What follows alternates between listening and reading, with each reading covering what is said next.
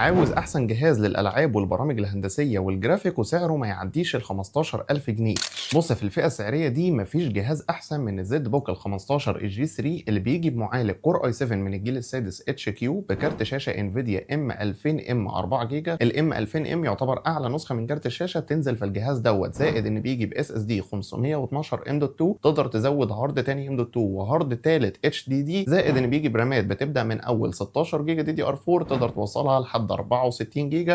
والشاشه بتاعته بتيجي 15.6 انش بدقه فول اتش دي بانل اي بي اس، الالوان بتاعتها حلوه جدا. الجهاز طبعا اداؤه يعتبر ممتاز في البرمجه، المعالج بتاعه حلو جدا ويعتبر بيتغلب على اي معالج تاني موجود في نفس الفئه السعريه ديت، زائد ان كارت الشاشه اللي فيه هيساعدك جدا لو انت عايز تلعب مثلا العاب عاليه او تشغل برامج هندسيه ولا كده. كارت الشاشه اللي هنا هيشغل لك كل اللي انت عايزه ويعتبر احسن حاجه موجوده في الفئه السعريه ديت. طبعا عارف ان في ناس هتقول لي طب دوت ولا 845 جي 7 اللي هو معالج رايزن 7؟ طبعا من غير ما تفكر دوت. لو انت عايز حاجه تكون صغيره قوي ساعتها خليك في ال 845، لو عايز حاجه تكون فيها كارت خارجي 4 جيجا حاجه تديك اداء اعلى في المعالج يبقى اشتري الزد بوك ال 15 جي 3 وانت مغمض.